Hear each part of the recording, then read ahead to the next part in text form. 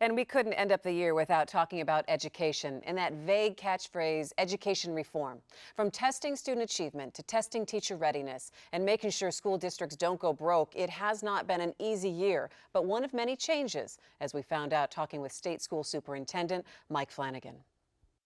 But Mike, before you can, I mean, you talk about it, looking at individual cases, and I agree with that. There should be some discretion, parents and administrators and teachers and what have you. But we don't yet have an effective measuring system for student performance in place, and that's another issue the legislature's taking up. What should that look like? We need to get rid of MeWeek.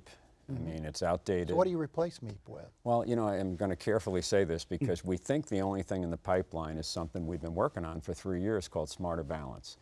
But we just did a report to the legislature. Sounds like a what? A butter. Butter, yeah. We probably could rename. We are going to rename it, by the way. Whatever we get, whether it's Smarter Balance, ACT, because as long as they have something aligned to the Common Core, now that we're through that battle, we need a test that aligns to the Common Core. We want to move it from the fall to the spring, so you actually can measure growth during the year. It will be a growth measure, but I want to be careful again. Smarter Balance is the only one we know that's going to be ready.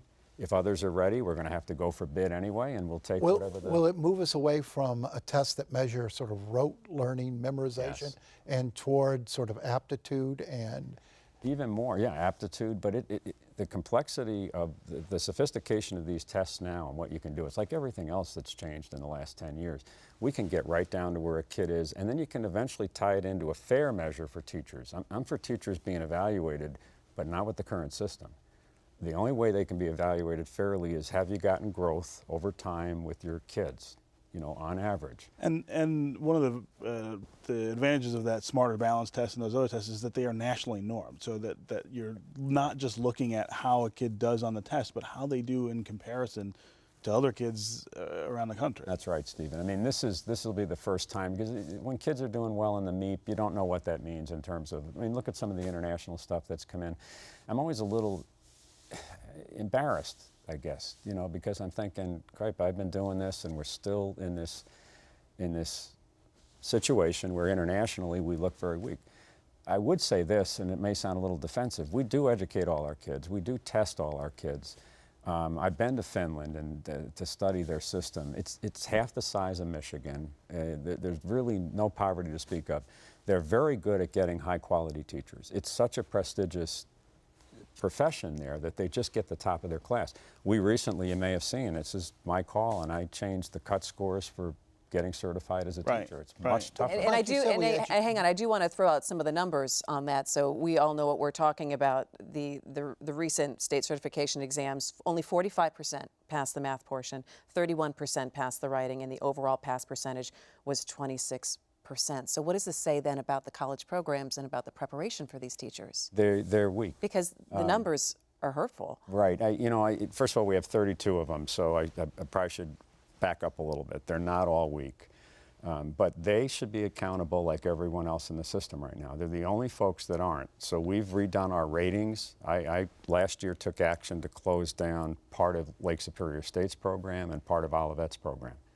And I'm not afraid to do this with others if they don't get their act together, because what they do then is we have 100,000 teachers. We're picking up about 4,000 or 5,000 new ones a year.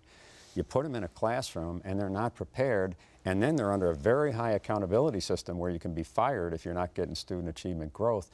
They have to be connected. So back to the testing for a minute.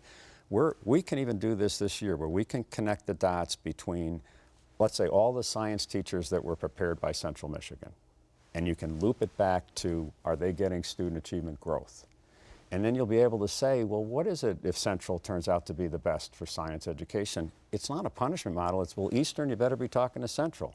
Michigan State, you better be figuring out what they're doing. But we're still training way more teachers than we need, right? I mean, should we not be closing down some of these schools and consolidating the best programs? Well, if I was a higher ed commissioner and we had a different constitution, that's what would happen. But they're independent and they're allowed to have a program. But here's the deal. The change in cut scores is automatically going to move us probably from producing 8,000 a year to, let's say, 5 or 6. So we'll reduce it. I do want to clarify one thing, though. In fairness to this is a very small sample, this first test. So I wouldn't panic about that. And in my view, a little bit of this is still on the teacher ed institution. We told them 6 years ago we were going to do this. And then suddenly, to some of them, it's like a surprise that we've changed the cut scores. You know, a lot of folks didn't have any problem with us changing the cut scores for kids, where it was harder to do well. But my gosh, let's not change them with where higher ed's going to be rated. I want to ask you about the EAA, which is operating in Detroit with 15 schools now. There's a lot of pressure to expand that to other districts, more schools. Is that a good idea?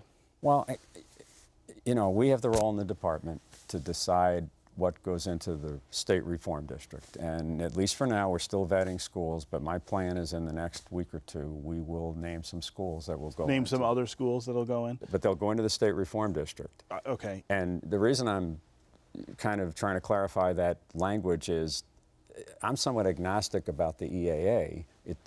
The thing was the Granholm law, which put schools into the reform district, Right. is now coupled with kind of the Snyder mechanism for the EAA implementing or operating them. And, you know, the jury is out a bit, but I've been there and I'm hopeful. I mean, I've seen their... Do you feel like that the things you're seeing in those EAA schools represents improvement? I do. You know, I think there's a lot of controversy. It's early, though. I mean, it's you got to early. give them some time. But here's the way I'm looking at it. If let's say we're probably going to name fewer than 10.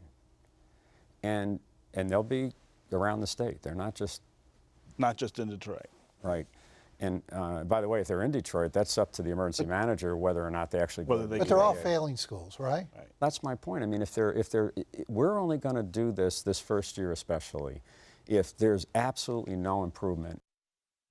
It has been quite a year, and I suspect 2014 will keep us talking as well.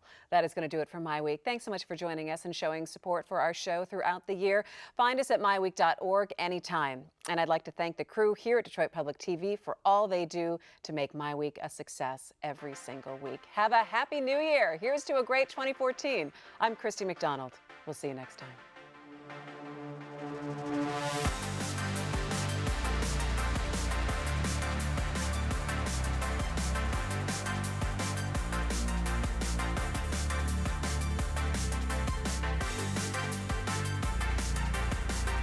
Business Leaders for Michigan is dedicated to making Michigan a top 10 state for jobs, personal income, and economic growth. Learn more at businessleadersformichigan.com.